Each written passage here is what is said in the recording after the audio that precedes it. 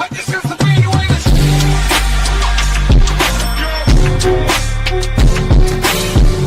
wake up. Producers.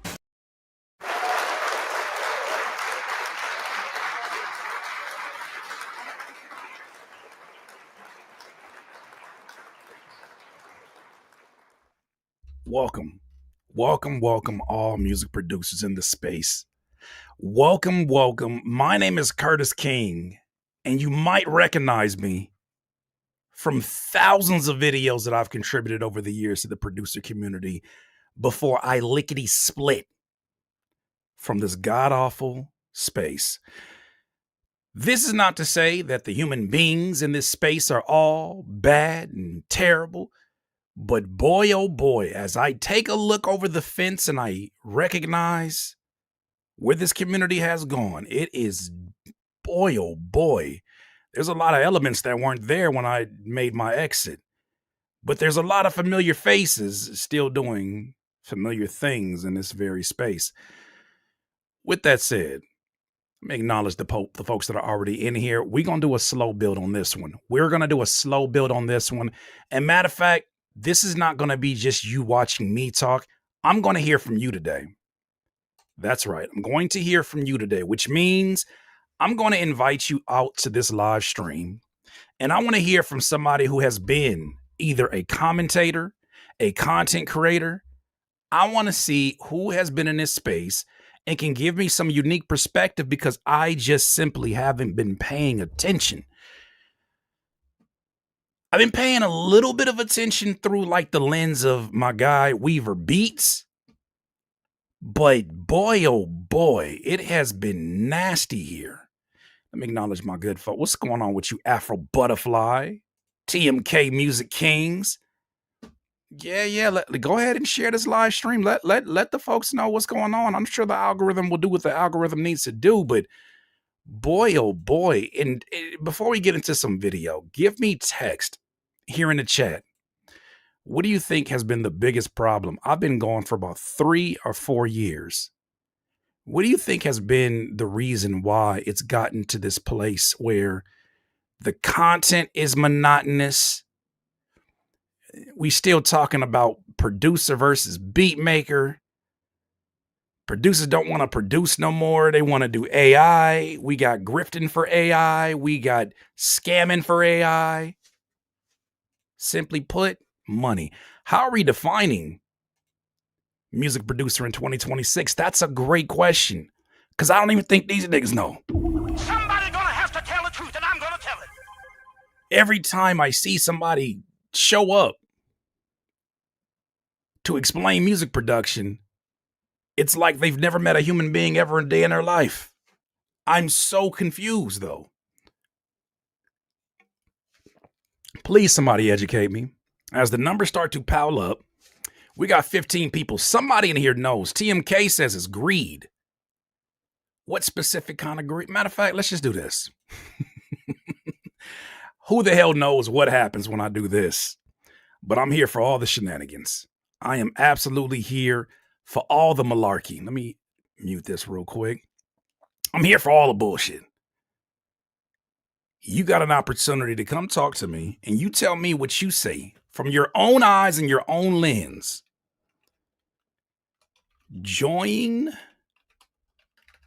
me on stream. This platform that you're going to is called StreamYard. You don't need to download any kind of apps, but man, oh man, I'm going to be able to hear and see you. So be prepared to show face on camera. It is time. It is time to have these conversations, because damn it, this art form that I love so much, this art form that I'm still, even though I'm doing other type of content, I'm still producing.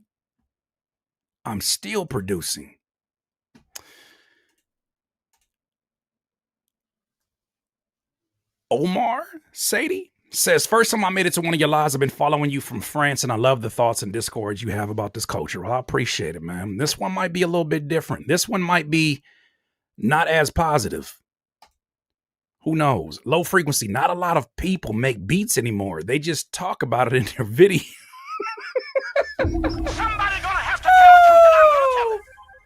But low frequency, playing the devil's advocate, the influencers in this space say, well, that content is not interesting and audiences don't show up for it.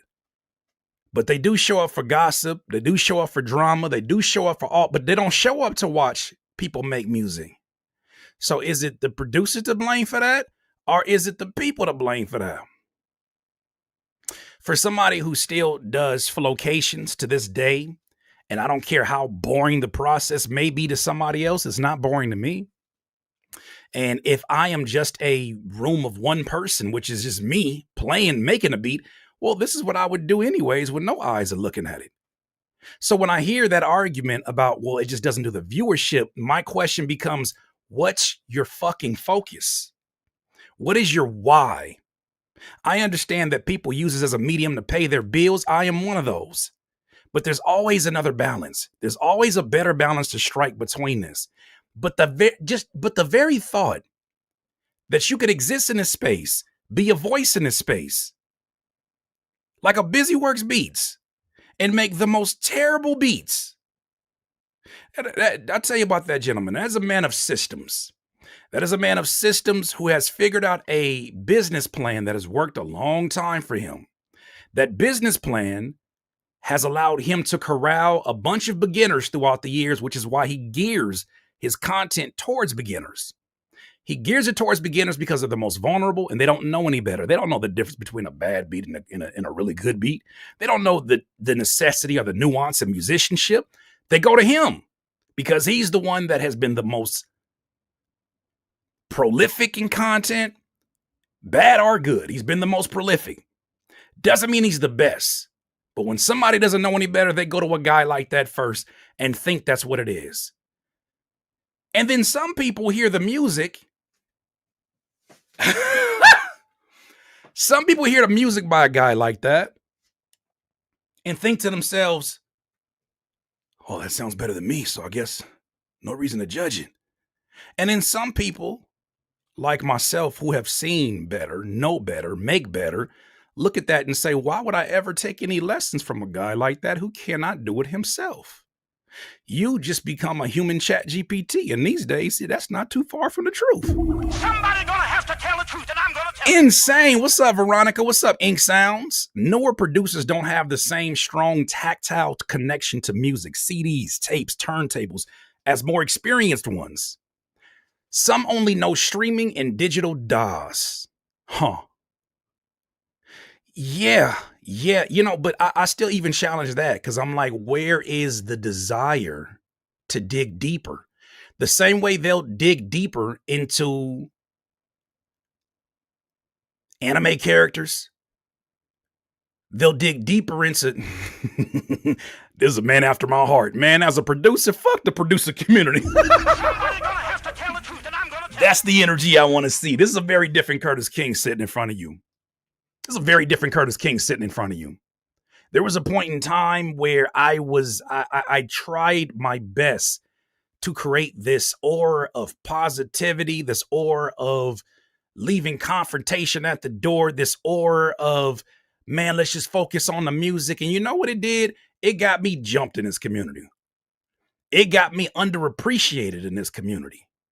It got me to a point where the very guy that was telling you to take care of your mental health, they disregarded his mental health and started to pile on him the first opportunity they got because they didn't like me putting truth to certain things.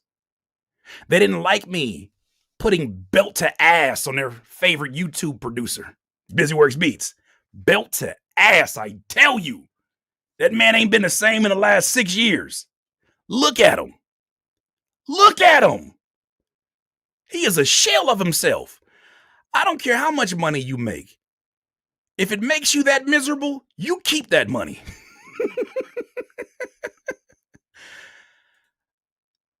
My guy here says, I'm not against DAWs, but you cannot call yourself a musician if you don't understand the importance of groove and something you grab by tactile things. I agree. We need the tangible. We need to touch. Music sounds the way it does. Music sounds the way it does because people are using this more than these. This more than these. They're using their mouthpiece to get into rooms. They're using their mouthpiece to describe things they can't, they're creating checks their ass can't cash. Musically, professionally, they're just in the room. When I started to hear stories of people who now get producer credit because they put two producers in the same room, they get a percentage of that credit. I said, it's all fucked up. Because the fuckery will not stop. When I started to see that these people were coming together to not even make music, but to find the best sample they could on Splice. And I'm against AI on Splice because it sounds terrible. But like, my thing is this, why choose a profession like this if you don't like 90% of the things it does? I knew there was a problem before I left. I knew there was a problem when I started seeing producers who were in the placement game saying things like, do you think kicks are dead? And like some fools, we entertained it. You think kicks are dead? Yeah, I think kicks are dead. 808 slides are dead. These are making statements as if we're all a monolith, as if we're all of the same brain. I just don't operate well in environments like that. They're drawn more to the aesthetics of it than the culture that comes along with it. Culture is such a dirty word to them. I've noticed that, Chris AK. Culture is such a dirty word when it comes to that. The producer podcast saved my life, Curtis. You know, I appreciate it, but I got to do some cleaning up. You know, in retrospect, I can say this now, and I can say this with a full heart. Dame Taylor was right. Dame Taylor was absolutely right. I did not like his style of getting his point across. I did not like the disrespect without checking the information, but Dame Taylor was right. This community is led by some of the biggest bitch ass people that you will ever meet. It is led by people without a fucking backbone. And you got people who put their hard-earned money, many of those are you, hard-earned money, your time, your beliefs. You listen to these people tell you about your compressor settings. You listen to these people tell you about how to mix your beats. You listen to them put new rules into your mind when the rules that you already had for your production were okay. They were perfect. They were solid. You let these folks get into your brain, and all of a sudden they're tweaking things that they themselves don't have the ability to make. And if it gets views, they lean in more to the bullshit. The reason why it doesn't sound like one person is because it's not one person anymore. It's multiple. And meanwhile, nobody has figured, how in the hell has nobody figured out how to bridge the gap between making music and making content? Look, the stage is open. The stage is open. You see that link up there at the top? That link will let you come up here and have a conversation with me if you want to give me some perspective, because maybe I missed out on something. This shit is nasty. This shit is nasty work when I look at the producer space right now.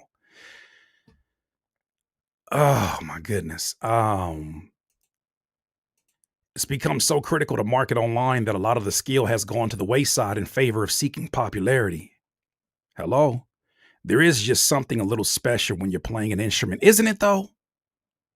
Even when you mess up, there's magic in that second take. There's magic in that third take. There's magic. And I never thought that would be the kind of language that would age me out.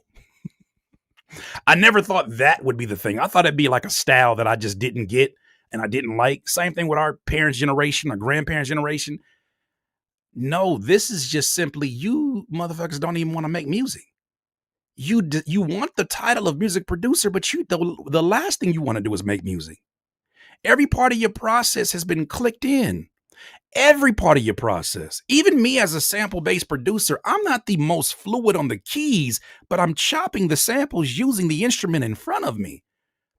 And there's not a part of me that says, well, because the technology is so easy, I have no desire to learn how to do drumming with the pads. No, I want to learn that more.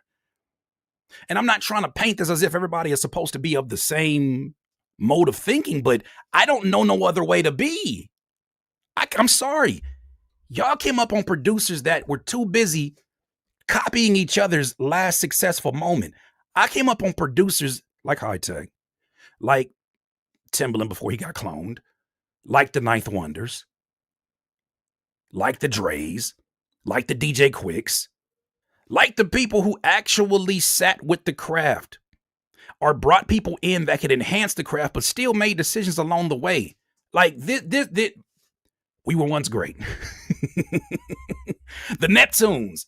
And isn't it crazy when we have discussions of the best beats ever, we still go back to that time period? Maybe because that's the last time that producers were genuinely looking to take risk. And I'm not saying it as if every producer's on that same shit, but I'm saying it like the mass majority don't want to take risk because it's risky just to stand out on social media. It's risky just to share your thoughts on social media. What if you get canceled? What if you're misunderstood?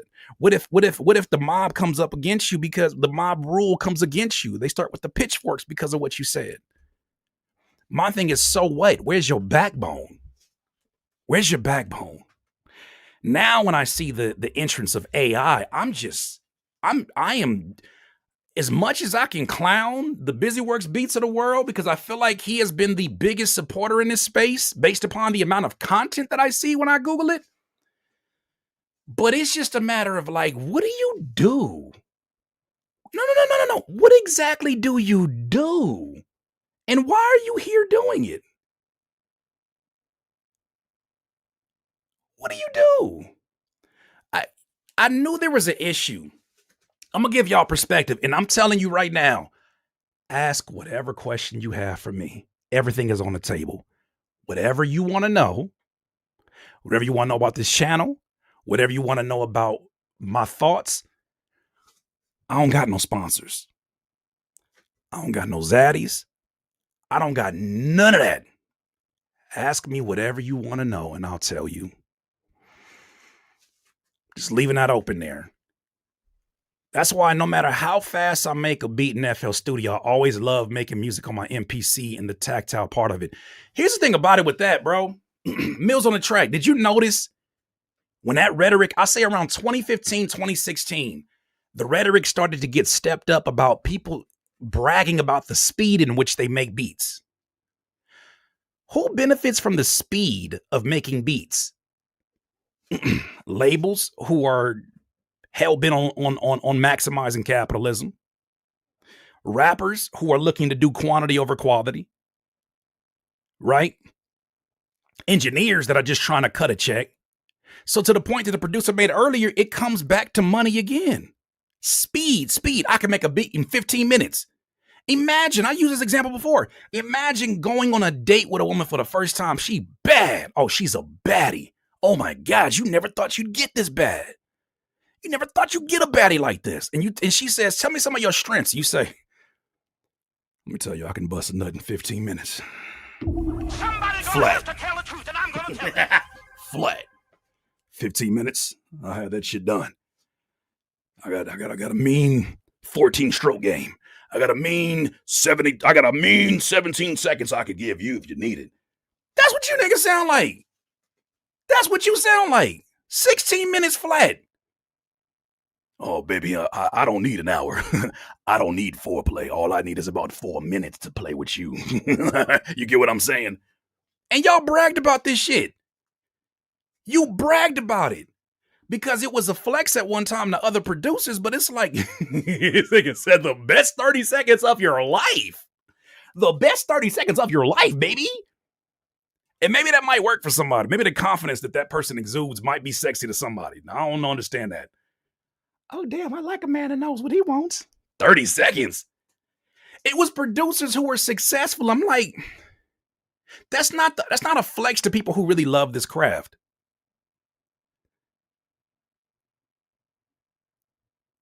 Like, imagine telling your homie, like, man, last night, bro, I took you in a little bad thing I showed you on Instagram. Hell yeah. Oh, you took that down? Bro, I took that down in 15 minutes. 15 minutes? Yeah. You go for a round two? Nah, man, I told her good night and I took a Uber home.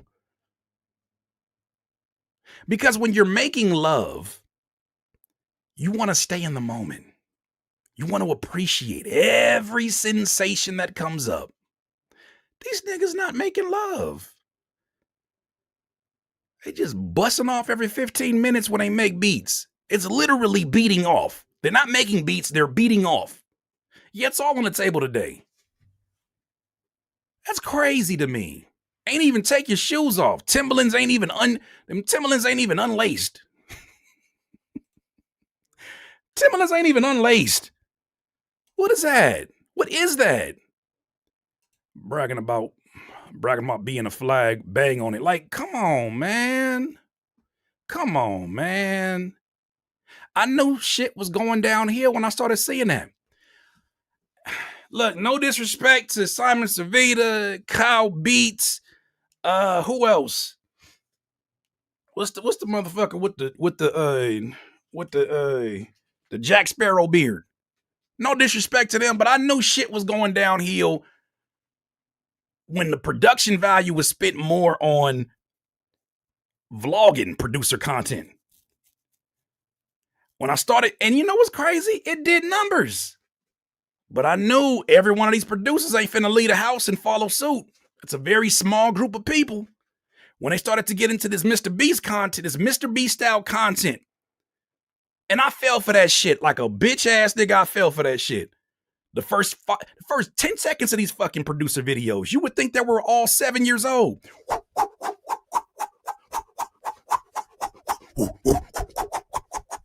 Hey, are you guys looking for? I'm gonna tell you what I'm gonna do today. I'm gonna talk to some producers here. What I'm gonna do is I'm gonna go to a beat battle, and I'm gonna see if they recognize me. I've always had this plan. As he's making eggs and shit, I always had this plan since the first time that I ever thought about Thinner. Man, you know the thing about doing everything but making fucking beats. Could you imagine being a fan of an NBA player that you never see play basketball? That's when I knew it was the beginning of the end.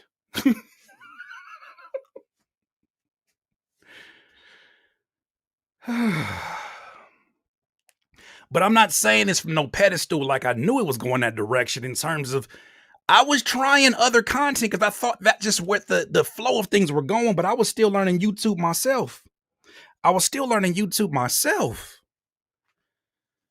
But boy, oh boy, now that I have learned it on the other space, this shit is disgusting to look at. Because now the first story I did here on this I hate music producers, and I'm gonna explain that too in a second. Because this is my state of the union. I hate music producers. Let me tell you why. Tell you why. It's a broad amount of people, but I hate you all. Even the ones that I like, I hate you too. I hate the idea of us being grown men and not enough grown men standing up in this environment. Not enough grown men making content. Not enough younger producers being platformed. I, as an OG, got to do better. I'm not in this space, but I'll come back in this space to make sure some of y'all can gain your position. I said I'm not in this space, but I'll come back in this space just to help repair it. It ain't got to be me that repairs nothing. I want to see y'all replace some of these familiar, ugly ass, funky ass faces on this space. Because it shouldn't be the same ones. It should not. That AI situation, the one that Weaver Beats carried, that AI situation that Weaver Beats carried with the fucking, what's the name of this shit? What's the name of this shit? Remind me of the name of that god-awful AI company that had all these creators in the same bag. What's the name of it? I'll wait. Forgot about their ass already. No, not Suno. Open Beat AI. The fact that it was that easy to take down some of the largest voices in this space, it felt orchestrated, if you ask me. If I'm putting my conspiracy theory hat on, because I don't got to worry about sponsors. They got to worry about sponsors. I felt like that was orchestrated. And if I was them, and I've had conversations with some of them, I would be looking at the person who gains the most out of all of this. I would be looking at somebody who gains market share by looking like the hero in all of this. It was something really fishy about the way that that thing played out. The fact that it was able to attack people like a Larry O is crazy to me. And I talked to him, and Larry O's been stand up since day one. Larry O has been stand up since day one. We've done business together. We done made a whole lot of money together. Never no issue. But the fact that this company was able to get to all these people and push out similar messages tells me a lot about the space and tells me how vulnerable it is. And that's why I say some of these faces need replacements. We need younger faces here. We need newer thoughts. There's no fucking way, DJ Payne. You look, man, I respect what you do, but there's no fucking way we are still making videos about beatmaker versus producers. There's no way. There's no way. I can see it in your face. You don't want to do this that kind of content no more. You looking like Eeyore, DJ Payne one. You look like you done talking about this shit too. Oh, yeah. All right, let's talk about this Terrace Martin video. Producers versus. Oh my gosh. And let me let you know, I don't even share the same feelings that I used to on that one, Trox Beats, because I came into this space more so as an artist than a producer. I remind you, I came into this space as an artist first, and then I became a producer. Being a producer wasn't my first priority. The reason I became the producer is because I was in a rap group in 2003, and I just was going to rap for the rest of my life. I was never going to make a beat.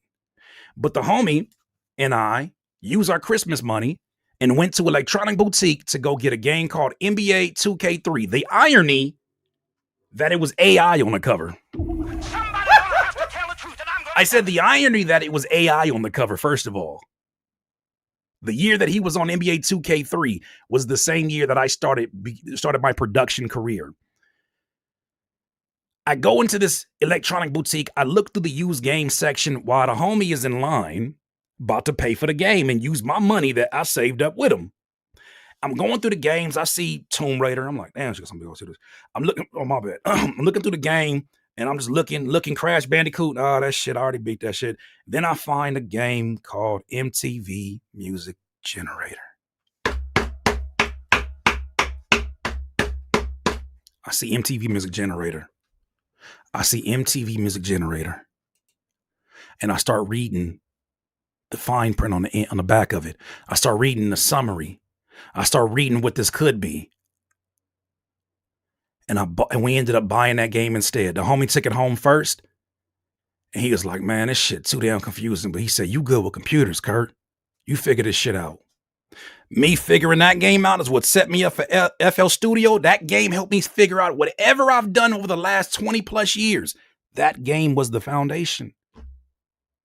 So I always feel a connection to making music first before any of this shit. If there's no music, it doesn't open up the door.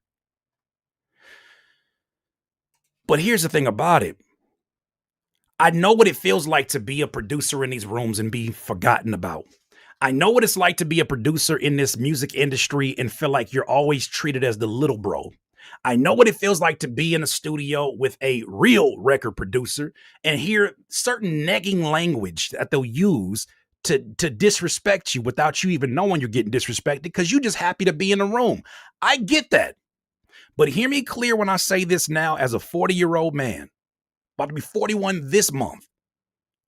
A lot of this talk is bitch made and we need to call it out. Somebody gonna have to tell the truth and I'm gonna tell Let me start with myself. Matter of fact, do I even have that video? I might as well pull that video up in a minute. Let me pull the video up. The fact that we're still talking about producer versus beat makers makes us look like this is the reason why we can't move up. This is the reason why we cannot move up. Because we look like the same bitch ass people that we was 10 years ago, 20, 15 years ago. Except now we got platforms to cry louder.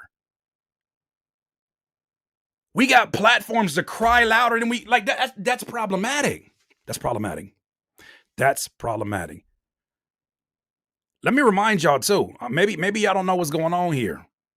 Maybe y'all don't know what's going on here. This link, if you want to come talk to me, on camera. If you agree, disagree, I do not care. Come talk to me. That link right there can be accessed from your phone. If you want to give some input to what happens to this community, because there used to be a great diversity in this community. Come talk to me. It's really easy. Come talk to me. But this shit that I'm seeing is embarrassing. And I'm grateful for the rare content creators that are able to cut through the nonsense and get to the information. But the fact that you got producers that feel like they're too big to be called out, that's crazy. Yeah, shout out to the 100 people in this channel. We gonna turn it up. This gonna be the easiest channel that I have ever built from scratch. Cause boy, oh boy, I got a lot of shit that I did not say that I'm going to say. And thank God I don't have any kind of companies or sponsors or anybody that could be breathing down my neck and saying, hey, we've got to disassociate ourselves with you because it's making us look bad. I don't care. As long as YouTube cool, I'm good. Entitlement is in abundance these days. I agree. And these folks ain't did nothing. They ain't did nothing. These folks ain't did nothing. But they think they're owed everything. Come talk to me. Come talk to me. I'm looking forward to the person that can help me to understand what is going on in this space. There's a lot to point to. And also, if you got questions, ask them down here below. I'll put you on the screen right here. Ask your questions below so we can get to them. What type of content should producers be pushing more? Content that involves their music ink sounds. I'll tell you this. Although me being around journalists the last year helped me to understand how different I am from a journalist, I don't see myself as a journalist. There's certain codes that they're willing to break that I can't break as an artist. I cannot. I refuse to break.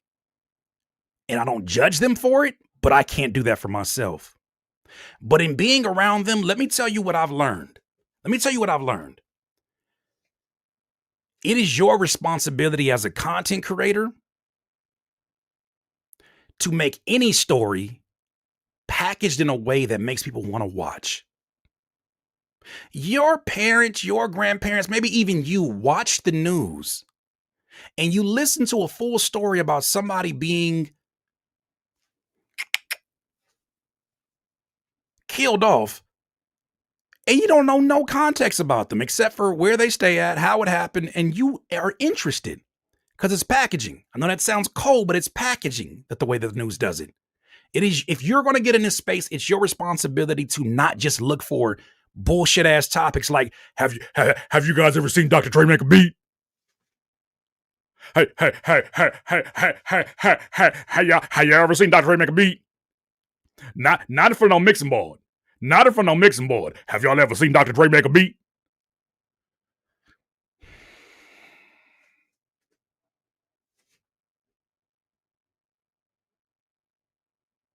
There's so much better content to make.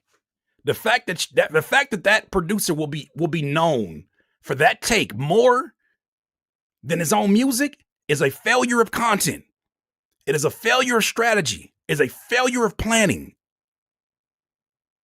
Yeah, he went viral, but damn it, you got every the way I would have shit my heart out seeing Questlove and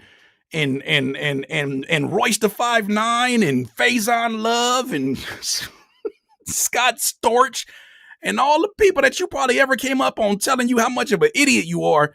I'd have quit this shit. I'd have been done. I'd have packed it up. I'd have changed my name. I would have came back as Puerto Rican, even though I'm black. I'd have came back as Puerto Rican. I'd have been Cortita Lakin.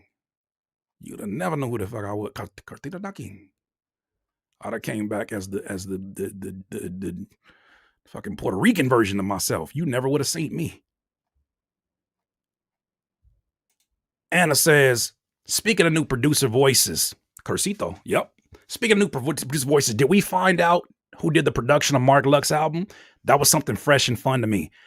I forget the gentleman's name, but he definitely reached out to me. And I'm gonna do some more homework, but he is absolutely a very talented young dude and a risk taker. Definitely a risk taker. Colonizer mentality, looking for shiesty moves for the insatiable appetite for wealth and cruelty. Let me call this out too. Because a lot of producers, especially black producers, are not going to say this in a space because they are afraid of offending their white audience. They're afraid. What I'm getting ready to say right now may make some of you uncomfortable, but it needs to be said. But understand that it comes from a place of love. No matter what your background is, understand it comes from a place of love. I don't have a problem with a race. I have a problem with a mentality. I have a problem with the dismissiveness. I have a problem with people who think that they can parade and walk around a culture and not give a fuck about the people that are in it or the culture that built it. I have a problem with people who partake in making styles of music for rappers that they're afraid to have a conversation with. They want to make the most gangsta ass trap beats, but you're scared of being around somebody who trap from Atlanta, somebody who gangbang from LA, a dreadhead from Florida. Your whole lifestyle is built off of nigga shit, but you afraid of niggas. Your whole shit is built off of nigga shit. The thumbnails in your punk ass YouTube video, blackface, blackface, blackface, blackface, blackface, blackface, blackface. Your whole shit built off of that. But you treat the residents of this culture, when they don't have placements to their name, the worst. You talk so bad about us. So we got to call and it's crazy because before Aiden Ross, they were Aiden Ross. Bro, they were Aiden Ross. Before Aiden Ross, they were Aiden Ross. They had their platforms. Some of them were more careful than others, but many of them showed their mask. Their masks were slipping. And the thing about it is, everybody was cool with me. Let me give you a perspective that nobody else want to give you. Everybody was cool with Curtis King when I put my thumb up like this and I smiled at my thumbnails and I was the non-confrontational black dude that looked like I could be your token black friend. Everybody was cool. Everybody was cool with that. But those moments that I showed a backbone and I stood up for something, or I had a difference of opinion, but I had the ability to articulate myself, I noticed some of them same colonizers would question my IQ first and not my credentials. But let it be somebody like a Cal Beats, who's a friend of mine. Let it be somebody like a Cal Beats. No matter what shit is going on with his business or what you see circulating, they always question his credentials before his intelligence. They come to me, they just assume I'm an idiot first. The way that they say things. The thing about it is this. I can't give you names because these are the people in the community that I have no idea who they are. Some of them don't show up until they have something racist to say. But some of us took the brunt of that, recognizing that although this is a traditionally black and brown genre of music with the traditions that have come from the boroughs of New York, although this is first black culture, a black genre that has found its way in its earlier days through other races, you got people today who just completely ignore that and look at you as a stranger. Because online, the majority of it was producers that did not look like black folks. The most popular producers in this space were producers that did not look like black folks. Now, some of that is our fault because we weren't making content that was for the masses. But I'll tell you this, for somebody who did do that at one point in time, I recognize my results were very different from this person's results. I'm going to tell you about this. Slate Digital. Slate Digital is a well-respected brand in a producer space. They came to me with an offer to do content at one time for a sponsorship. What they didn't know was I had a conversation with Kyle Beats, who obviously had a bigger platform than me. Don't get it twisted.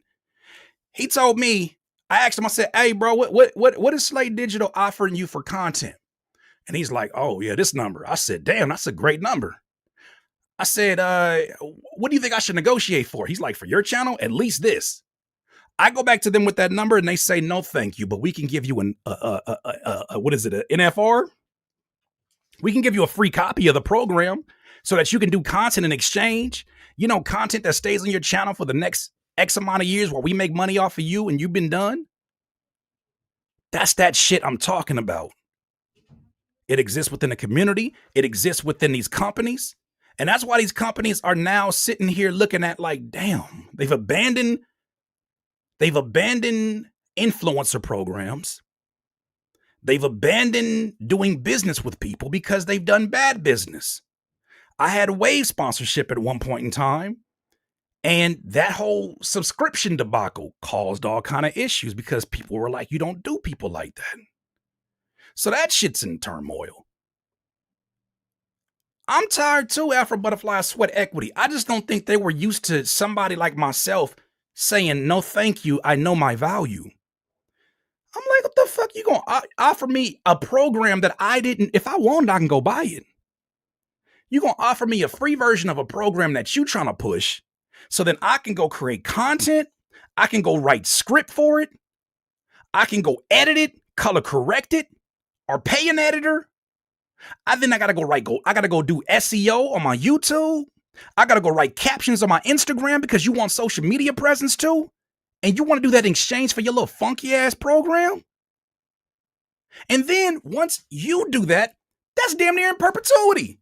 You get access to my audience for as long as my SEO skills have put your product in front of people, you continue to get new signups. So even when I'm doing an affiliate deal and I'm getting, let's say 5 to 10%, they still are getting so much more money than what they had to give me.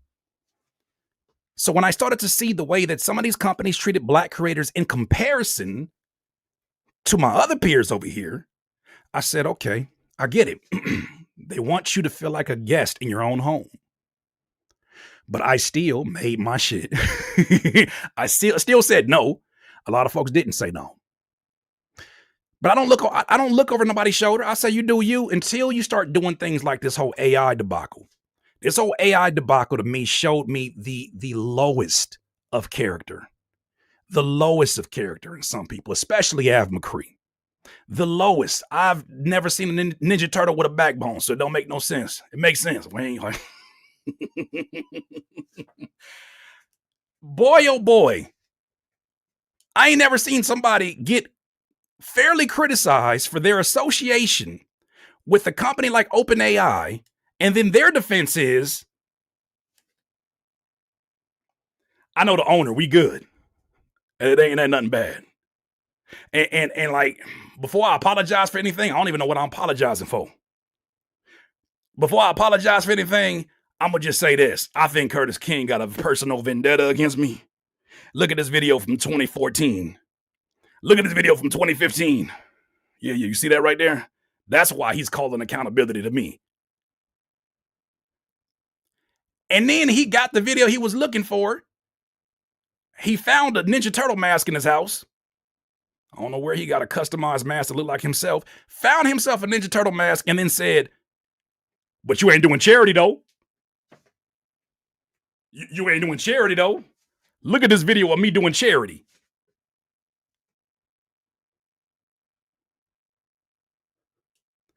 Nigga, Nino Brown gave out turkeys.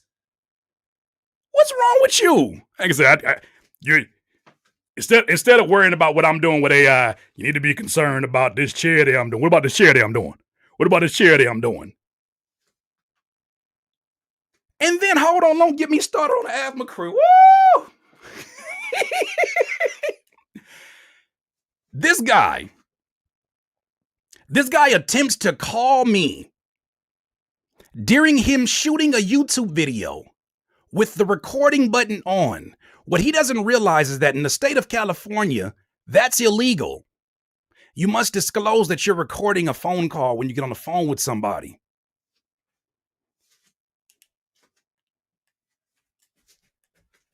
In the video, he's apologizing for his association with OpenAI. He does more illegal shit in the video.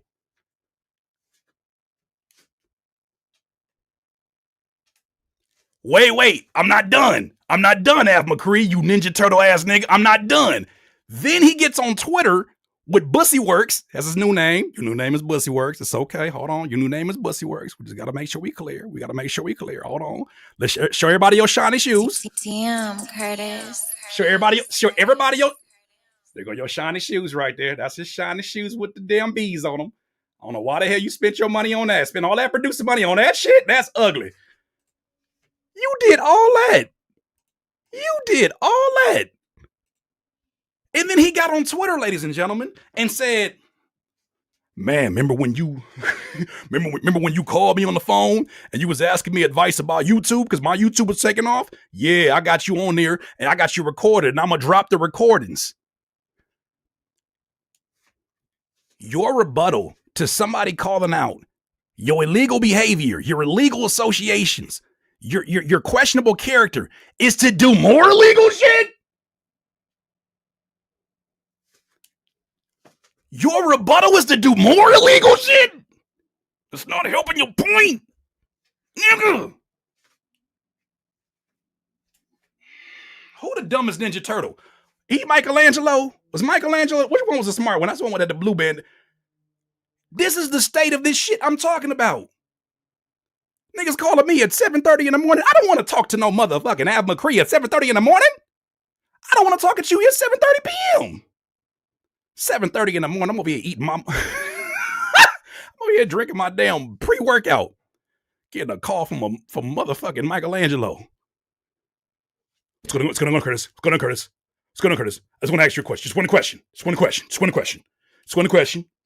Just answer it. One question. Yeah. I want to ask a question. Why couldn't you come to me instead of making the video with Weaver Beats and OpenAI?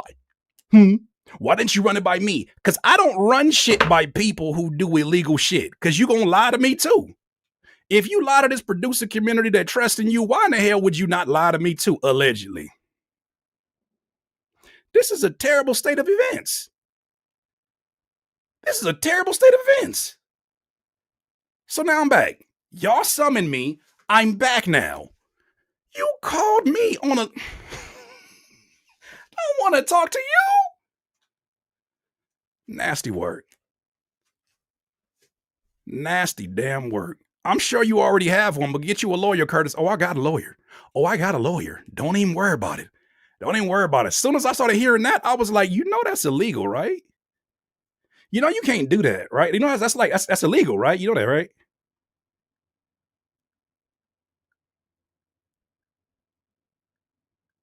You sounded like the Big Mad sample.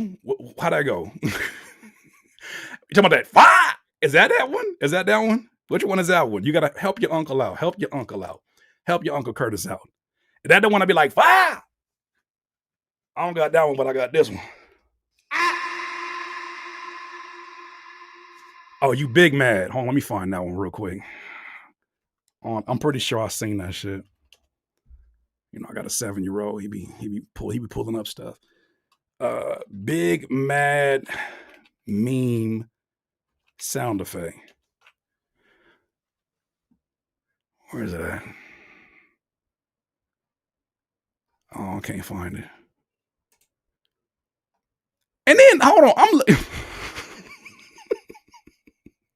Big dog. The joke just be telling itself. Come in here and look at this shit real quick. Can I show y'all something real quick? Can I give a case in point real quick? Can I give you case in point real quick? Give me a second. Hold on. Let me give you a little case in point real quick. Cause this is shit I be talking about. Look at this shit. What the fuck is that? What is that thumbnail? What is this thumbnail? Fucking you rang. Remember Addams Family? What is this? What is going on? Why do we gotta do this buffoonery? And can you answer this question for me?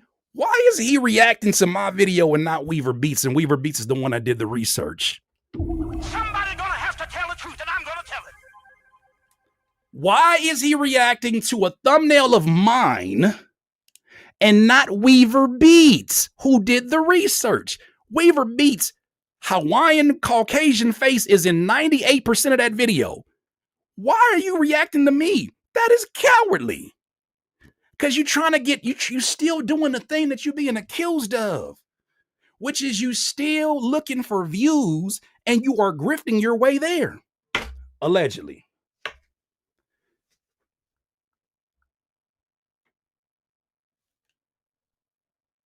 If you ask me why I hate music producers, because I don't hate all of y'all. I actually love a lot of y'all. And I think you've seen that in my content over the years. I did producer content that nobody else is willing to do.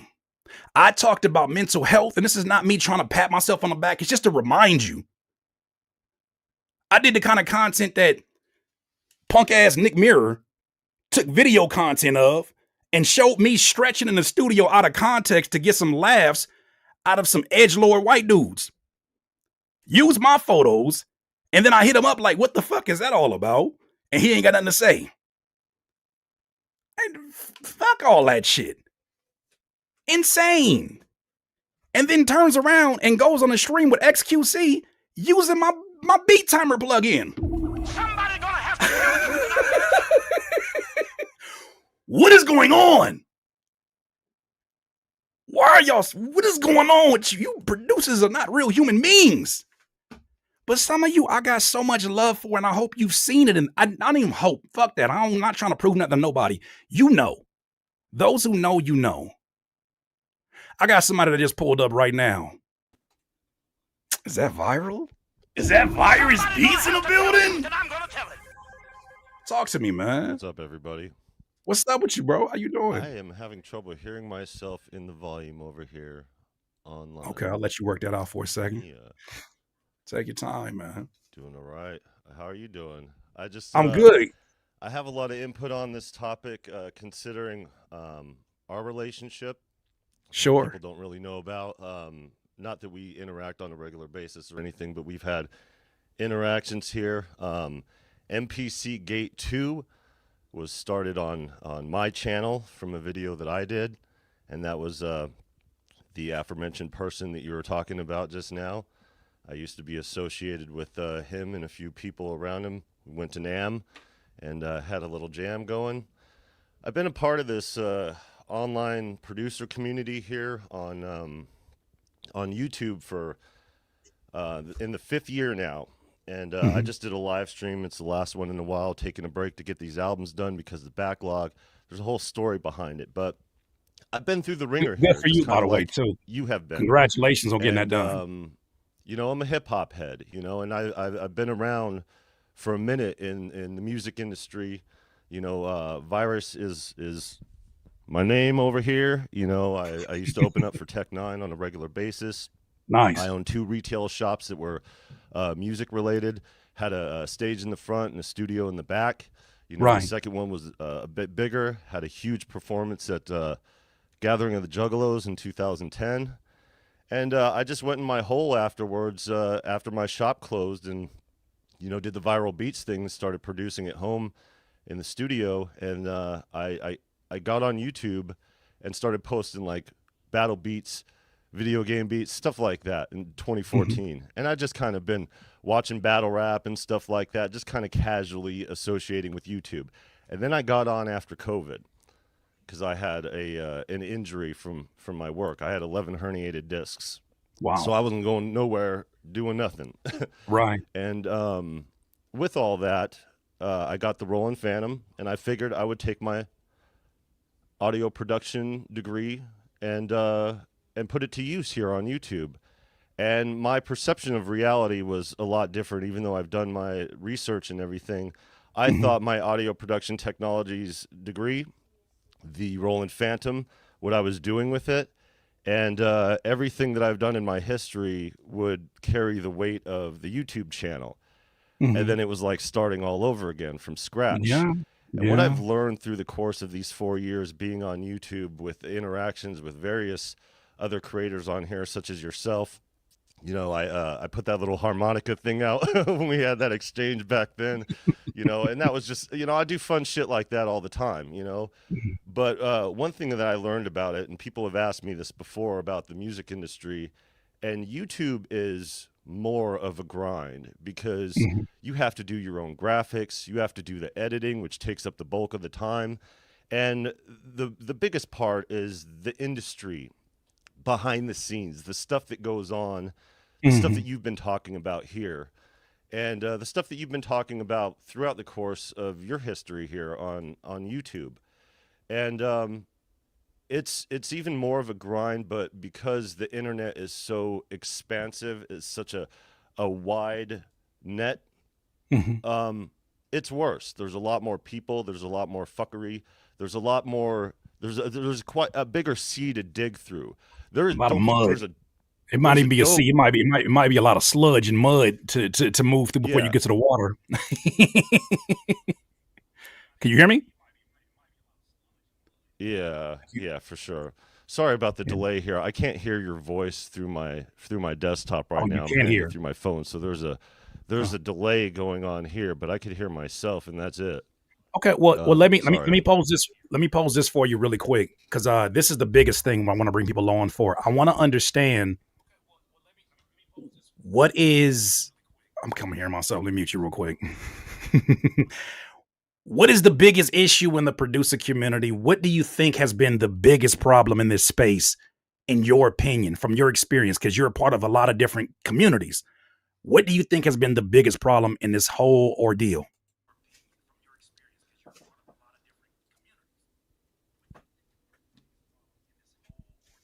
I would say the biggest issue is one, the clout chasing, the perception of reality. The I This is the thing.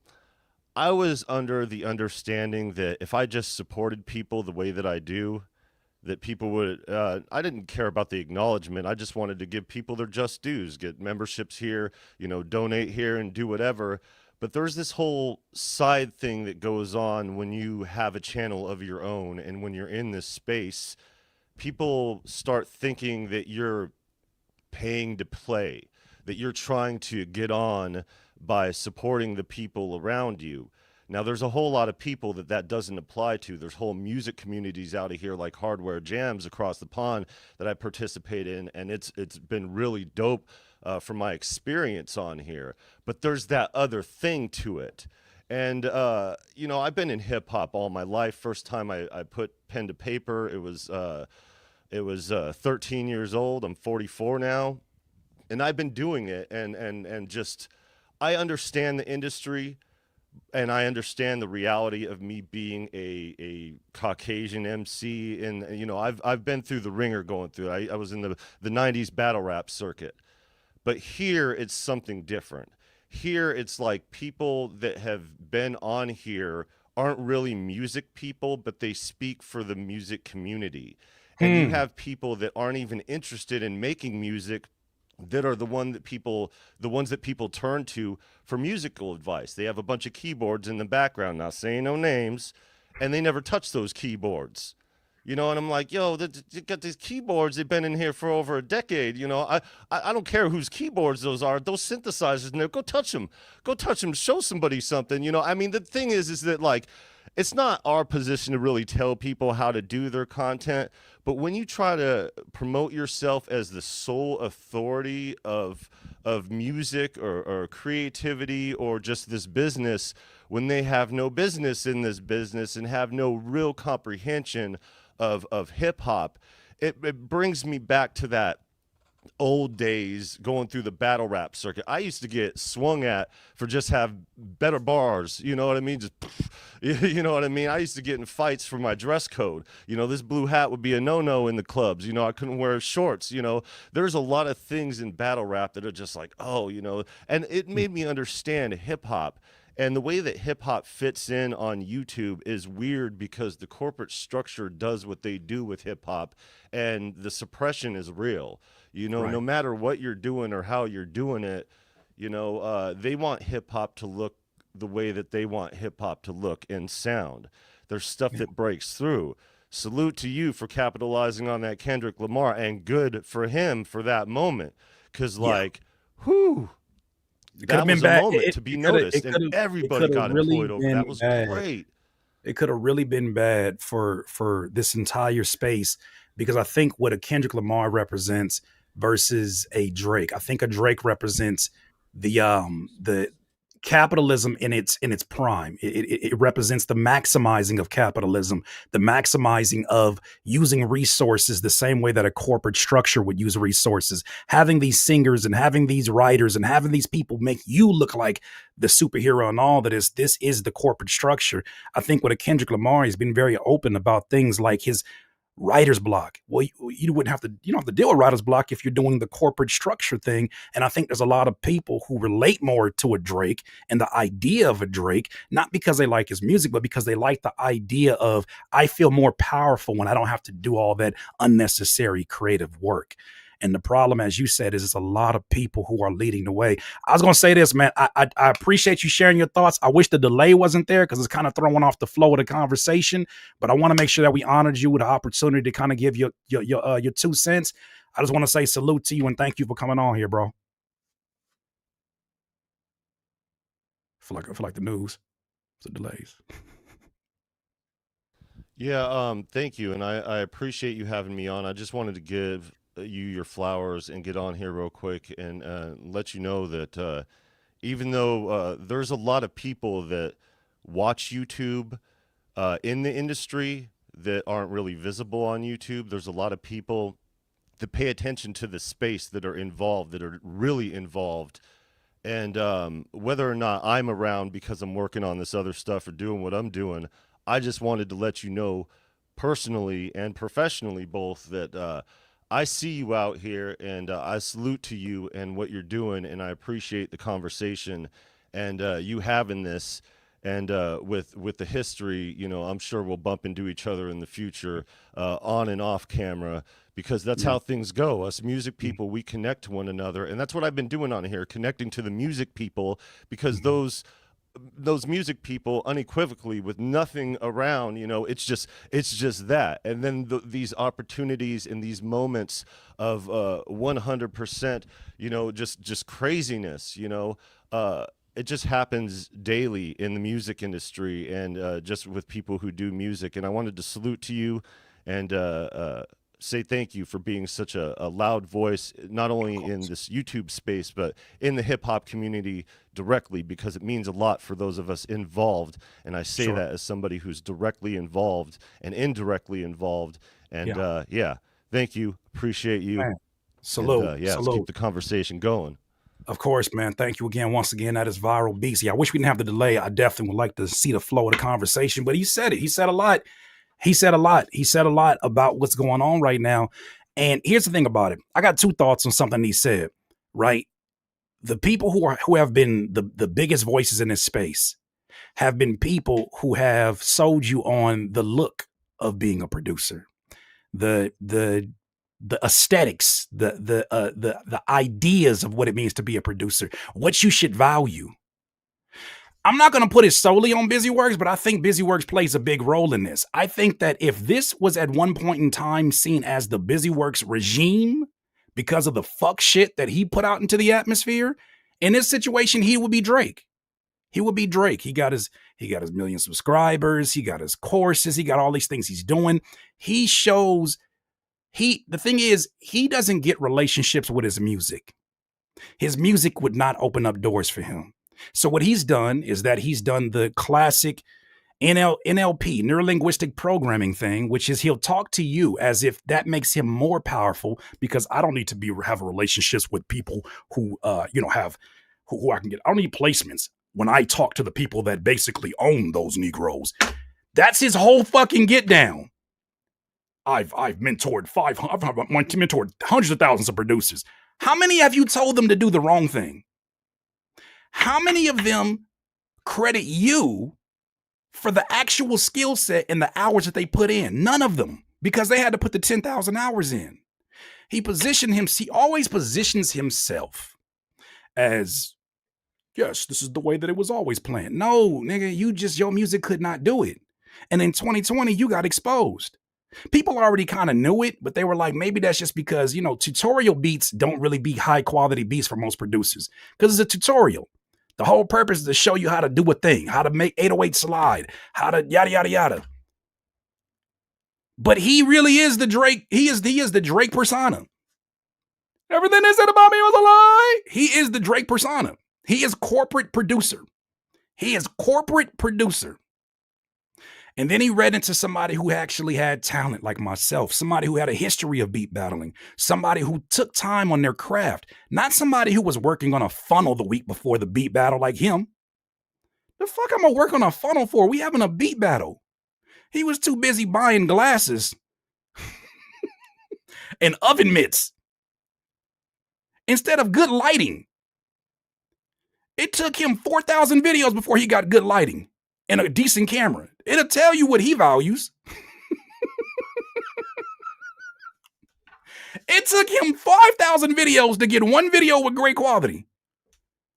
Nah, because at least Drake can make a hit. Busy is more like Ryan Leslie. Let me give you an example. No, he's not. Ryan Leslie is more skilled than both of those combined. Drake can re-sing a hit. Drake can get a banger off because he has the assistance in the system to create bangers. His system is the ghostwriters. His system is his collaborators. His system is his access to certain cultures. That's Busy Works Beats. Those banger videos, those very rare banger videos when he's not pulling in 100 views a day because this nigga uploads like this shit is Dropbox. This nigga uploads videos on YouTube like it's Dropbox. Fuck shit don't even be edited. This nigga just be uploading like this is a public Dropbox. You are in the business of audio and you have the worst audio in your videos. That's why when he says shit like, I'm going to make an expose video. You can't stay focused long enough to make an expose video. You're terrible. That is not a threat anymore. That might have been a threat at one point in time when people thought his 1 million subscribers were real. Most of us think you got bots over there, allegedly.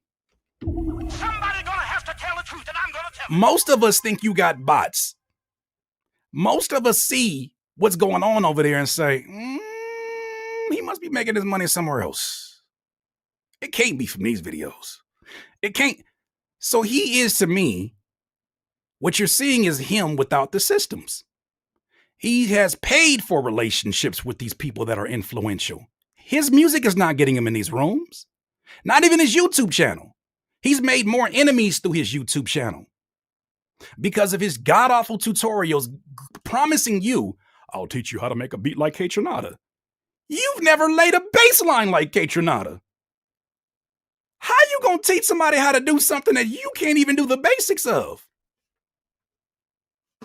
He was Chat GPT before Chat GPT, but he was a first version. You know that first version where you ask your simple questions and it'll give you these long-winded answers as a nothing sandwich? That's him.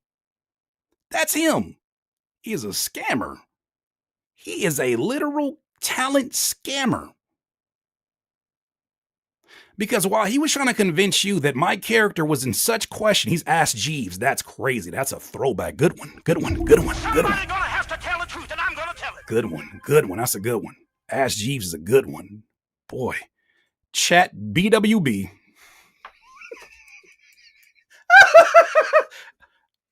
Hello and welcome to Chat BWB. This nigga's been Chat GPT for years. He's been Chat GPT for years, and we didn't even know it.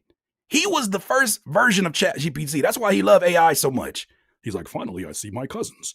Finally, I see my relatives out here populating. It's about time we see more people that are like me. When we say like us, I'm thinking like black folks like me. When he says like me, he's thinking about zeros and ones. Finally, somebody here that looks like me. Finally. That nigga been Chat GPT since day one. Talking about a whole bunch of shit you did not ask Chat GPT. You ever ask Chat GPT a question and then start getting into some other shit you didn't ask about? Why are you quoting Bible scriptures right now? It has nothing to do, like, a lot of Bible. What they got to do with right now with kicks and snares? It's like in John 3:16. Hey, Chat GPT, cut it out. I need you to just answer this very succinctly. Very quickly, I need you to answer this question.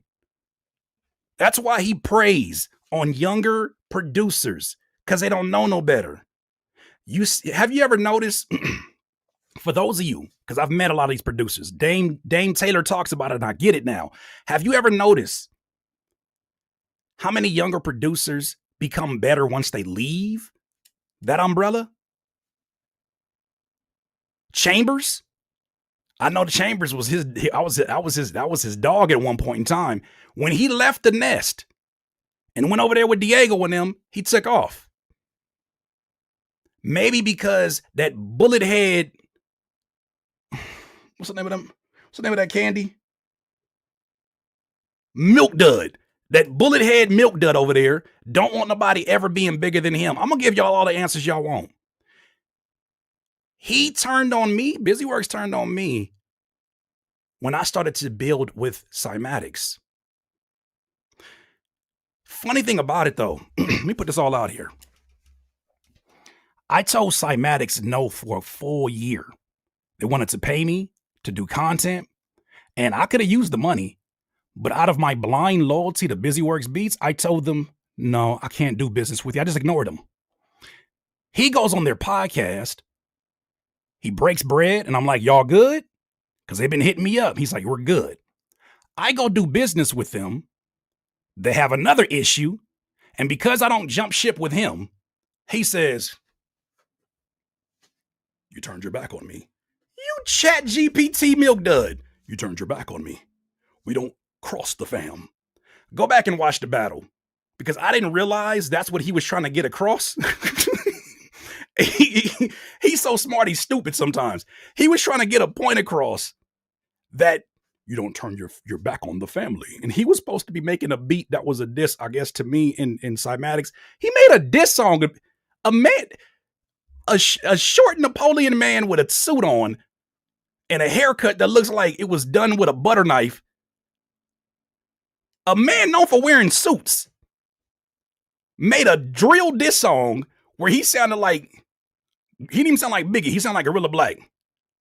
He made a diss song and uploaded it and then turned back around and code switch again. I'm going to come down here and play with you Negroes for a second and then go back straight to these tutorials. That's y'all friend. So when I started building with cymatics, cymatics gave me the idea for slap experts. Matter of fact, shout out to Steven. Steven put out a tweet. He said, give me your phone. I said, why? He said, I'm going to do something real quick. Steven sends out a tweet that says, within the next 48 hours, I'm going to give y'all something really, really special for this year. I think it was 2020. I'm going to give y'all something real special. That's when I did the 2020 Power Pack. That was because of Steven and cymatics. Let me tell you this.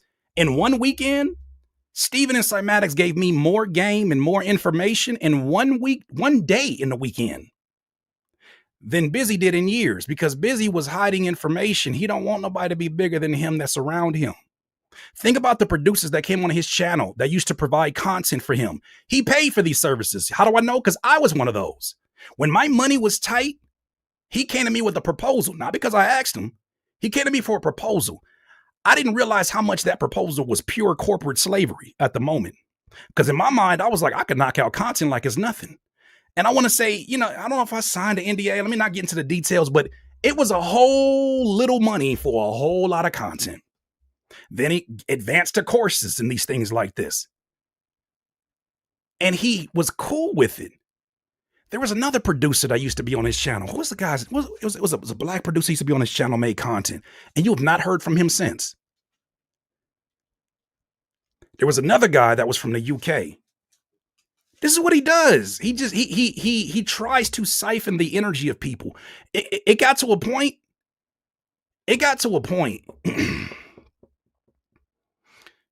Where that podcast we did together, I didn't realize how much of my energy and my audience he was siphoning.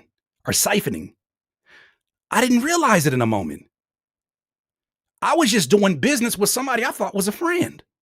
But he had me on that podcast for 3 hours, 4 hours, arguing with his dumbass bots, not even humans, his dumbass bots. And I would leave there. Mind you, I'm a new dad. But I'm looking at this saying, okay, maybe this could be good for business. Little did I know, I'm probably talking to an audience that he bought, or an audience that's not even in this country.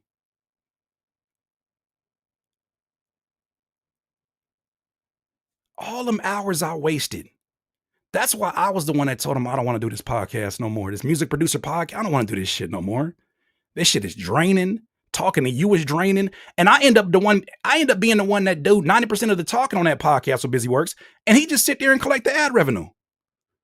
I didn't know no better. I was stupid to let him even be able to do that. That's my fault. But that's the kind of person that he is. And it's always been like that. He's a user. He is a user. I'm going to leave this other information to the side because I thought it just applied to just music producers. But his ex-girlfriend reached out to me too and told me a whole lot about his character. So I suggest you walk very carefully in your next steps, Mr. Busy Works Beats.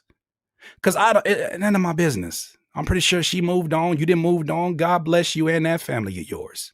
But you played with my business for 6 years after I beat your ass. You played with my business. You started up fake slap experts pages to try to siphon my traffic.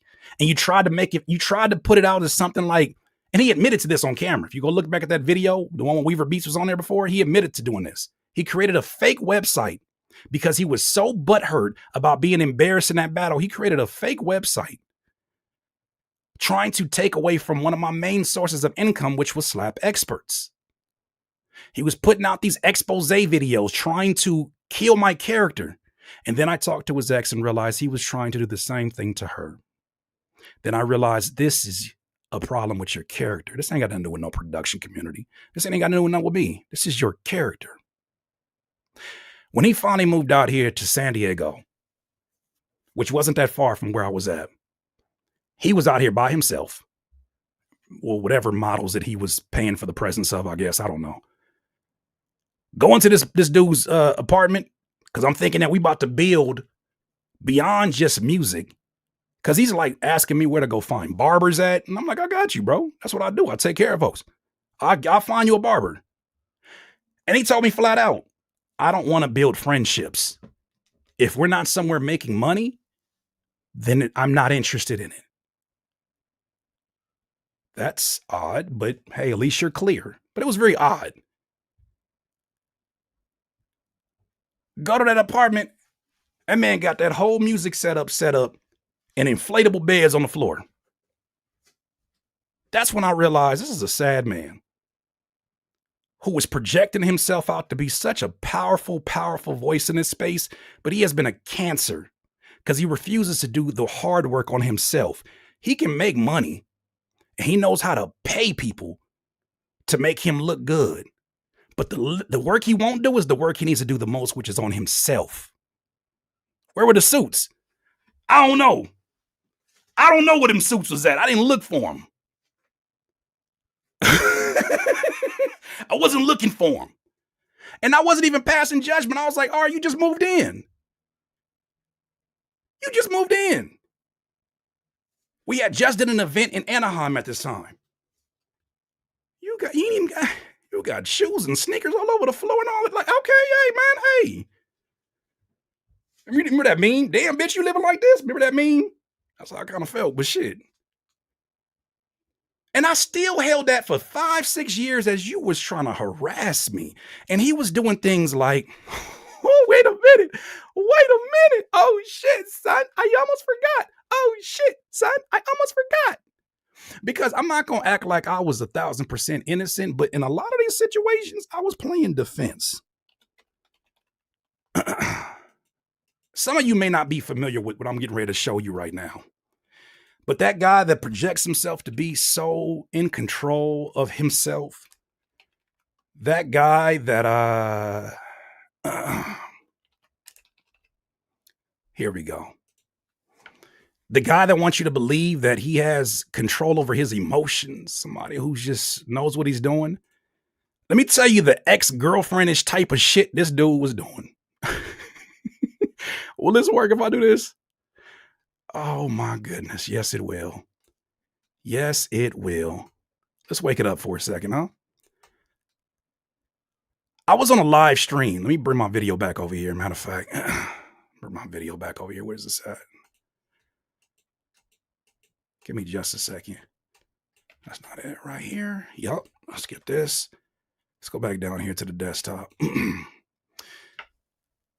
I was on a podcast, right?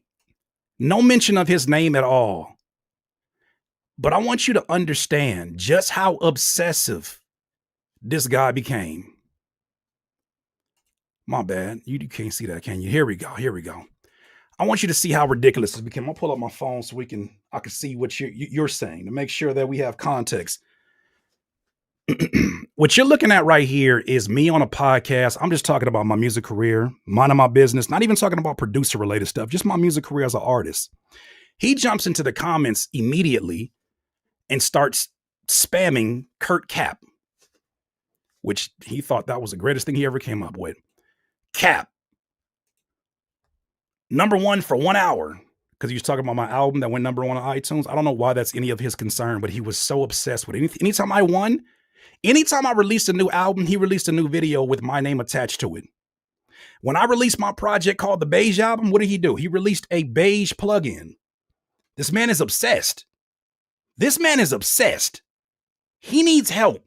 This is like ex-girlfriend type of crazy shit, my boy. This nigga's really out of his mind. All because I told him I'm good, bro. I'm good, little bro. I'm good, little bro. Hold on, I'm about to pull this shit up real quick. Music producer. There we go. I said, I'm good, little bro.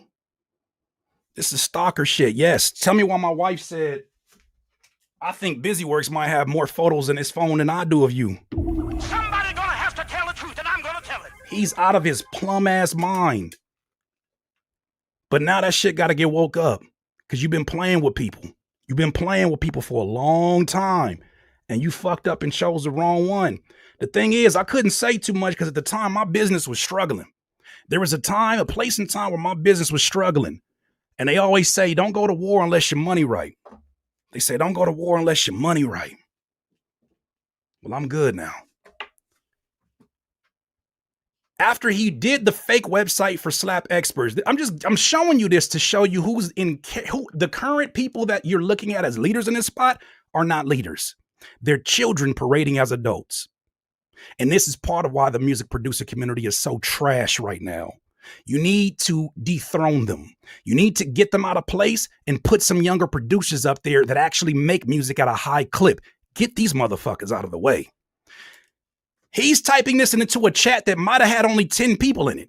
No blueprint? Huh. You forgot BusyWorks Beats showed you all of this? Narcissism 101. Secrets of living is fibbing, Kurt Cap. I still didn't acknowledge him, not once. I said what's up to everybody except for him. This nigga's obsessed. Oh, it gets worse. So there was a time period where, is this it? There was a time period where anytime I did a live stream, he would send people from his Discord to come harass me. I didn't do that with him. This is him in 2023, 3 years after that battle that crushed his ass. Live is pushed because he pushed his own live stream to come harass me. Shows you where his priorities are at. Live is pushed because Curtis King is over his time slot, waited for him to end his DIY speech. LOL. Curtis King is live taking calls on Zoom. The best troll gets a prize. That's your leadership in the producer community. No wonder it's in shambles.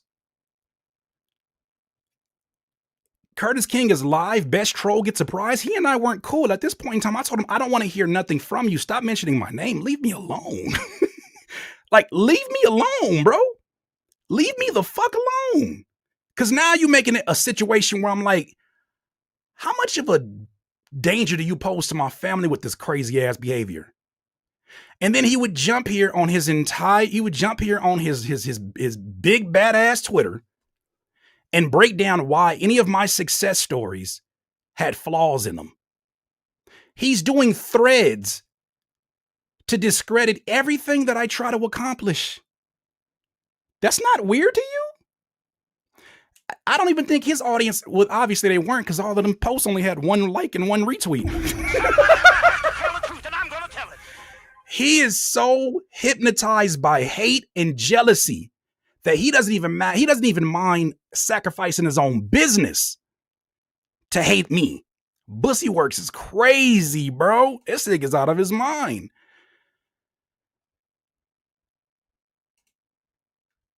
Once again, this is him after he made his diss, his angry, I don't even call it a diss song no more. His angry poetry. When he made his angry poetry, tell Curtis Cap to show the receipts of all these sales and pre-orders. Who says he didn't pay someone on Fiverr? You know, sometimes people say shit like that. They just really just projecting. They're really just projecting. Because we know that your YouTube channel, I would guess your channel has been bought for. You and them subscribers have been bought for. Because where is all of them million subscribers when you put up new content? Somebody gonna have to tell the truth, and I'm gonna tell it. Where are all them new subscribers at? Where are they at? Somebody who is this small of a human being is not above paying for currency, social currency, and social clout. He can't sell his Patreon for $5, but he sold 300 copies of his album. I smell cap. Why are you trying to be a detective for this? This is hate. All I hear is hate in this man. He does all of this tweeting. He's trying to use and leverage that the last brain cell he has to make you believe anything he says. He is a hurt ex-girlfriend.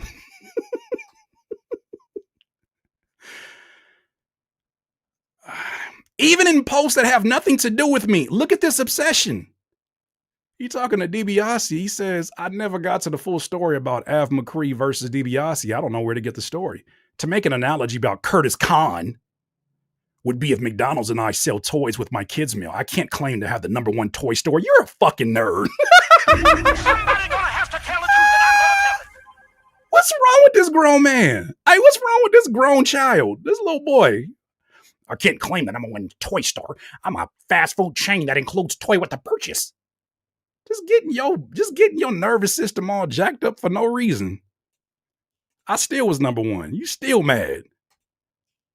He's a dweeb. What is this? He made a PDF? Just like Drake. Av is an Aries like me who loves mental warfare. LOL. Get out the house. Go touch some grass. We Aries dip our toes in drama because we want the challenge. I'm guilty to spark controversy for sure. Ha ha. I see what you mean. In terms of Curtis Kahn. Oh, you're hurt. You're hurt, boo-boo. Oh, boo-boo, you hurt. You hurt. We still don't like you.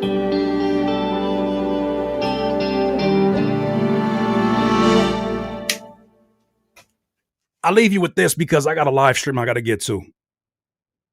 If you want to get your music heard, I have a live stream. I'm doing free entries of music if you want to do that. I did the whole Nero thing. Shout out to Nero. I got the whole Nero thing going on right now. If you want to come join us or if you just want to come watch, that's all okay. We already got 79 people in the queue. That's what's up. If you want to come join us, we'll listen to your music. A grown-ass man using zodiac signs. That nigga's on a bad girls club. That's what he is. He's on a bad girls club. Busy Works lives in a sitcom of his own mind. He's embarrassing. Anybody who said, man, I learned everything I know from him, you better go back and think about what you think you know. He's the only person on here who's doing producer content that if you search enough through them videos, he got videos about, this is how you be a real man.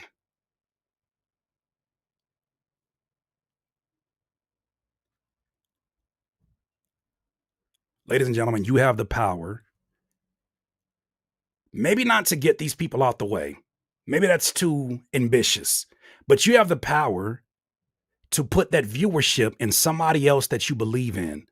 I don't care if they don't have a lot of subscribers. If they make quality content, hype their page. Talk about them. Talk about them more than the people that you don't like. That's what I intend to do with this page right here. I salute Weaver Beats because Weaver Beats did the work so many producers in this community were afraid to do, which is just tell the truth. They were afraid of losing sponsorships. They were afraid of losing leverage. They were afraid of all these things. Weaver Beats said, all I'm asking you guys to do is just tell the truth. And they got offended. What does that mean when somebody gets offended because you tell them to do just do the right thing? When they fight after that, what does that tell you about their character? Find you some more channels or you become those new channels. I know some of y'all were like, man, I don't want to be a content creator. Dog, the producer space needs new talent. It needs new faces because these guys don't even make music. All they do is siphon you for entertainment. All they do is siphon you for time and energy. They give you no value. Find you some of those or become one of those, because the producer online space, there ain't no community. There ain't no community if people are not communing around music. If you're communing around drama and ideas, not ideas, drama and all of the bullshit, that's not community. That's everybody taking the same stick of bubble gum, chewing it up and spitting it out when it loses its flavor. It's not the same thing. But I do want to give you an invitation. Join us or submit your music. Let's do that one. Submit your music for free here. And I'm so glad to be in this space now, because let me tell you this. The reason why this channel is going to be so fun is because I'm not taking sponsorships on this channel. I'm not letting nobody come in here. I'm not letting nobody come in here and disrupt what we got going. I intend to tell the truth, the whole truth, the uncomfortable truth, especially when it comes to me. I'm looking forward to giving you so much accountability because I got to go play cleanup. And maybe I'm overthinking it, but I got to go play cleanup because I gave y'all only one side of the story. I tried to make sure that I showed y'all a positive way to look at this game. I tried my best to like look at things from like a you know what I'm saying, like a positive viewpoint. I fucked up because I didn't tell you that the other side of this, you got to be tough and ready for it. You got to have thick skin for it. It took me doing the content that I did in that battle and having people say every nasty thing they could about me, my family, my upbringing, my race, my mannerisms, my whatever. I went through that. So now that I went through that, I'm back here as a very different Curtis King. I grew up and I'm not here for the fuck shit. I'm a problem. I'm finna be a problem for some of y'all. Clean your shit up. Cause I don't come in here with sponsors to lose. Y'all do. Your little AI baby. Your little AI girlfriend. Niggas got AI girlfriends. They paying OnlyFans subscriptions to go look at some AI titties. Somebody gonna have to tell the truth, and I'm gonna tell it. They got AI subscriptions to some AI OnlyFans, and they think they in love. Busyworks is the biggest simp of them all, paying to see some AI coochie. He like, oh shit, baby. Is it only for me? You didn't send that to anybody else, did you? I'll tell the producers whatever you want me to tell them. That nigga has a subscription to OnlyFans called AI, called Suno. And he is giving up that Busyworks beats to Suno like nobody's business. The way that they got that man bent over. Oh, you guys should really get on Suno right now. I'm telling you, it's the best thing that ever happened to the producer community. Oh, I know I can't make music, but oh my God, you guys need to learn how to make music through this. You're really making music. Oh, they got him grabbing ankles in this motherfucker. Busyworks beats will throw that thing around for anybody that got some AI in your name. Boy, he better learn some shit before Allen Iverson come around. Allen Iverson, be careful if you meet Busyworks. He'll throw that booty around. He'll throw that bussy around for some AI. He'll pay. Let me tell you like this, baby girl. I'll pay your whole year if you got some AI on it. With some AI on it, I'll pay your whole year for you, baby. Bussy will grab them ankles and twerk it all out for some AI. That man will sell out. He'll sell you. What? Just be careful. I just want you to pay attention now, though. For real. I know it's like funny what I'm saying right now, but pay attention. Look at the way he busted open for AI. And they got an OnlyFans subscription and want you to believe that AI is married to him. Yeah. I might give her my subscription money and I give her all that. But like, I got systems. I got a whole household for her. Remember that song with R. Kelly and Ron Isley, Mr. Biggs? He Mr. Biggs. He Mr. Biggs. Oh, yeah. I don't want to hear you talking about no empathy for no bussy works. He didn't bother me for the last 5-6 years, and I've been very quiet. Just when I thought it'd be over with, he's still going. I literally released an album called Beige, and he had his plugin developer make a plugin called Beige. You're a weirdo. And now you gotta pay for that. You gotta pay for that, brother. Ooh-wee. Leave good people alone. Because I'm not nice. I'm good. I'm not nice. I'm good. I'm a good man. But I will give you hell when you fuck with me or my family. Throw that ass in a circle. Keep on AI, I'ma hurt you. Throw that ass in a circle. The way you grabbing ankles for AI right now, that shit got you looking crazy, my boy. That shit got him looking crazy, my boy. That man's face ain't lit up in years like this.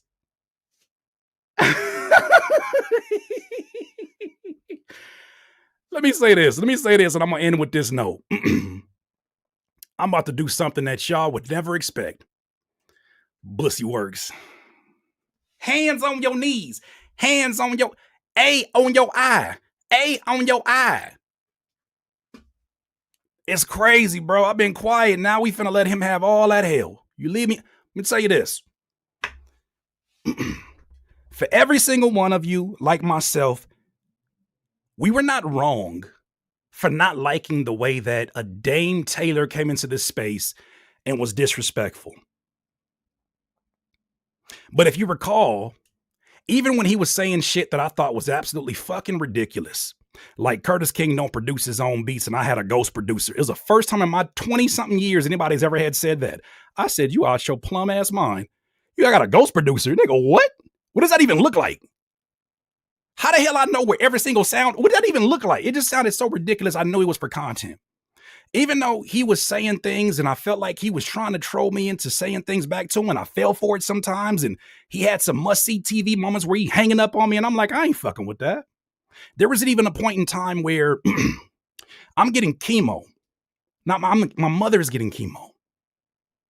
My mother's getting chemo. She beat cancer, by the way. My mother's getting chemo, right? And this is during the time period where I really made the decision to leave the producer community. I could deal with the shit online. That's ain't nothing. When moms got affected, it fucked my world up. Seeing her getting chemo fucked me up because I did not know if my mother would be here. But as I sat inside that chemo room, you know what sobered me up? While I'm sitting there talking to her and she's closing her eyes, nodding off and getting her chemo, I checked my phone and I put my earphone in. And he didn't know, but I put my earphone in and Dame Taylor's cussing me out, telling me how much of a fuck nigga I am and how I'm da-da-da-da-da-da-da-da. Like I said, he didn't know. You know what also happened? That same drive home, I called Av McCree because Av McCree was doing really well on YouTube. And at this time, I didn't see the fuck shit that y'all were seeing in the NPC community. I thought he was a stand-up dude. I called him because I said, man, this dude just called cussing me out when my mom's getting chemo. Like, this is some bullshit, bro. Like, how do you deal with all the negative information or the negative shit? And come to find out, he didn't have the answers to deal with it because he still don't know how to deal with it. But he gave me advice at least. That was the same day I was driving home from my mother getting chemo. I don't say this for no sympathy. I say this to help you to understand. The thick skin that you see me having right now was not made by accident. Some of y'all helped this because my mother made it through chemo. Oh yeah, by the way, that's the same phone calls that Av McCree said he's going to leak. It's the ones that I made on the way home from my mother getting chemo. Somebody's gonna have to tell the truth, and I'm gonna tell it. Av don't even know how stupid of a decision. Not only is it illegal, but it's in bad taste to leak phone calls that I had called you in confidence after my mother was getting chemo. But you ain't got no backbone. These niggas ain't got no backbone. I expose this because you need to be exposed to it. You need to be exposed to it all. so that you start to understand them people that you're getting advice from need a whole lot more advice for themselves than they need to give to you. But I'm going to say this about Dame Taylor. It took me a long time to understand where he was coming from. And a lot of times I didn't even care. Oh, yeah, he was recording. He was recording the phone call. Why he was recording that phone call, I don't know. But that's why you can't trust nobody in these spaces. I'm grateful for Dame Taylor because Dame Taylor did something that I think caused this environment to get so quickly toxic, but it was purging itself. It was getting toxic, but it was purging itself at the same time. I said it was getting toxic in the producer space, but it was purging itself at the same time. Some producers were showing their face for the first time, which is good on paper, but they were embarrassing themselves left and right, which is not good for the brand. But it's good because after frustration comes a bit of sober mentality. After frustration, after anger comes, all right, I get it. That's where I was wrong. I got to work on that. It comes after frustration comes honesty. And that's something Dame Taylor pressed the issue of. He pressed the issue of accountability of all of us. And not saying that he was on some pedestal to be able to do that, but I think that was part of the reason why I said, I think that's my last straw. When he cussed me out, I didn't even have the energy to even, I said, bro, you got it, bro. You got it. You got it. I don't even got the energy to fight right now. I need to leave this energy for my mama. I didn't even have the energy to, what are we doing? What are we doing? I might lose my mama. I don't care about this shit, bro. I don't care about this shit, bro. My mama's still here. And I've talked to Dame Taylor behind the scenes. While he hasn't been doing content, I've been talking a lot to him. He's been working on himself. I respect him more so than any of these niggas because they have not been working on themselves. They've been too busy showing you lies of themselves. Yes, that was a pun. Slow it down. I just dished you, bussy. You've been on the camera so much, you have had no time to work on yourself. Some of y'all are like Demolition Man. Your character has been in a cryo freezer since 2018. No growth. Because growth comes with resistance. Growth comes with friction. And you guys buckle when friction happens. You get emotionally out of control when friction happens. You don't know how to get your thoughts across when friction happens. You lose your senses about yourself when friction happens. You become emotional little boys when friction happens. You're not dealing with one of those. You're dealing with somebody who came out on the other side of the fire. And I thank people like a Dame Taylor, even if he didn't know the work he was doing was positive for other people like me, but I thank him for it. Because now this version that you see of me is unapologetic. This is the version that existed inside of me that will listen to some of you bitch ass producers. Probably not y'all in here, but some of you bitch ass producers, I would listen to the complaints you had and I'm like, you got it so fucking easy. You got it so fucking easy. Shut up. But I wouldn't say that because I would have killed my brand. I'm not worried about that no more.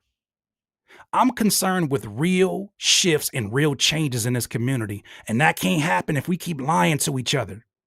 If we keep being afraid to hash this shit out, we keep being afraid to be our real selves. If we keep being afraid of losing sponsorships, we'll never say the real thing. This is why I respect a Dame Taylor so much. This is why I respect the Weaver Beats so much, because he called for accountability while at the same time while making fun of himself. You know the kind of character it takes to make fun of yourself, but then also call out the bullshit like, does this make sense to any fucking body? He was one of the only people I watched after I left the producer space because I felt like I wouldn't get an honest answer from anybody else.